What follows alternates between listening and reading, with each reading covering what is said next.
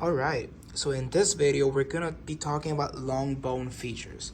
So long bone features are features found in all bones that are considered long bones, just like the femur, which will be the longest bone in your body. But we also have things like the humerus, we have the tibia, etc. So what are some of the things that are only found in long bones or are considered long bone features? Just like in this image, we're gonna start with the ends of the bone, and in those ends, those are gonna be called the epiphysis. The epiphysis, the ends of long bones. More specifically, typically when you see the head of this bone will be inserted in the main trunk of the body. So this will be considered the proximal epiphysis. So this end will be the distal epiphysis. In the middle, which will be the longest portion of the bone, that middle will be the diaphysis. Diaphysis. Between epiphysis and diaphysis, you have the small portion called the metaphysis. Metaphysis.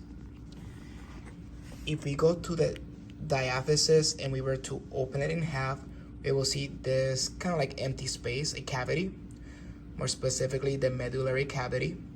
And in there you will find pretty much yellow bone marrow, specifically in adults, right, which is pretty much fat. The outside, if you were to take a thin slice out of it and rip it, you will see the periosteum. So it's that layer that covers compact bone on the outside. It's a protective layer. At the ends, typically the ends are gonna be very porous, and that's where we will find spongy bone, right? It has that appearance of spongy bone. And in there is where we typically find red bone marrow, which are in part responsible of creating new red blood cells. Hi, in this video, we're gonna be seeing pretty much what's known as the osteon model. In this osteon model, we can see both types of bone. We can see compact bone, spongy bone, as well as the functional unit found in bone itself, which will be the osteon. So if we look at this model, it kind of looks like a slice of yellow cake, right? So what exactly is it? Imagine that you are taking a tiny slice out of this bone, removing it, making it like 40 times bigger, and this is what you got, all right? If you're seeing this gray layer, this will be the outside sheet that covers pretty much the whole compact bone, so it's a protective layer. And this gray sheet that's found in the surface will be the periosteum. The periosteum, which is that protective layer that covers compact bone, all right? Periosteum. If you look closely, coming out of that periosteum, do you see those white finger-like structures?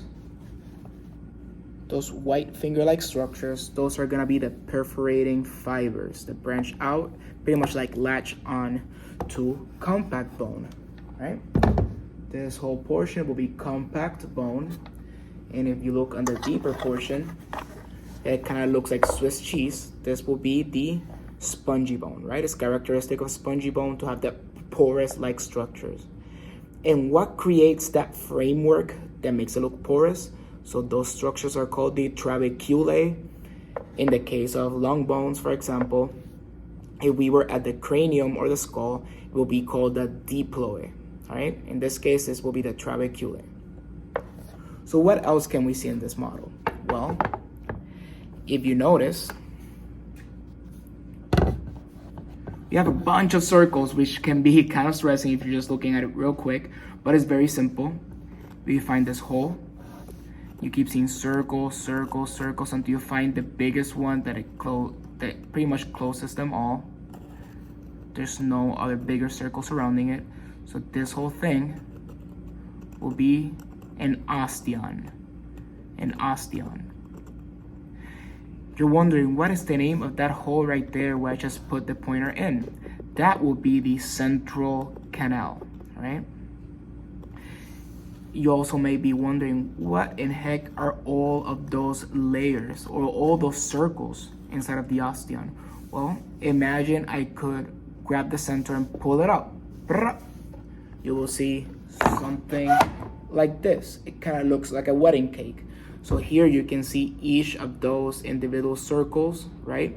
Each one looks like a layer, right? Kind of like a wedding cake. So those are called the lamellae, or lamella. Lamella singular, lamellae plural.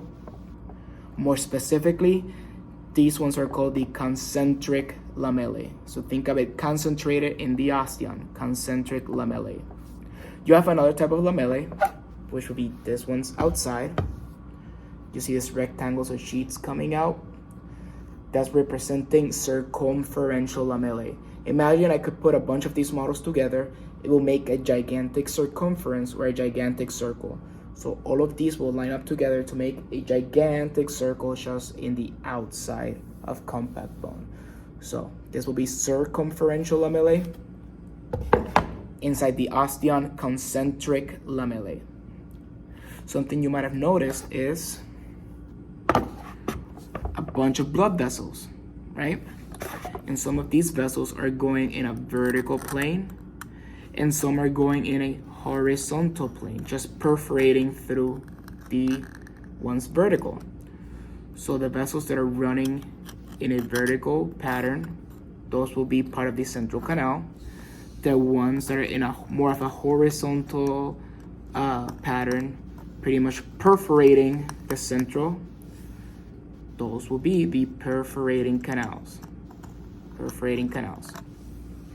Something else that you probably must have noticed as well is you see a lot of brown dots, right? If we were to make this brown dot a little bit bigger, just how we have in the lamellae, you might also notice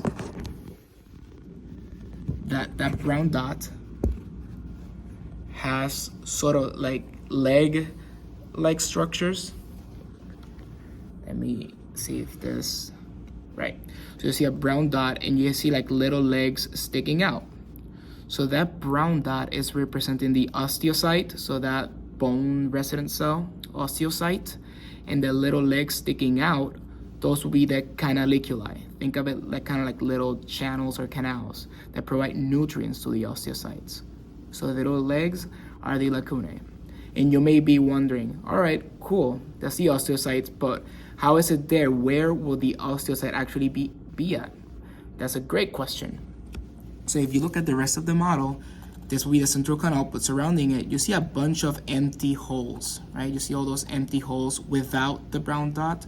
Those empty holes are representing the lacunae. Lacunae simply means empty space, and that lacunae, just like a lagoon, that's where osteocytes, like this brown dots, will be located, all right? So empty space lacunae, brown dots throughout the model osteocytes, legs sticking out of that brown dot, canaliculi. You also might be wondering, cool, we saw the periosteum. How about the endosteum? Well, the best representation of the endosteum, think of endo as inside, and so it's a layer. So if you see all of these central canals and perforating canals, they don't have any vessels, so you can see a space on the inside. So that lining, the lining inside of the canal, that's where you can best see the endosteum in this model. And that is the osteum model.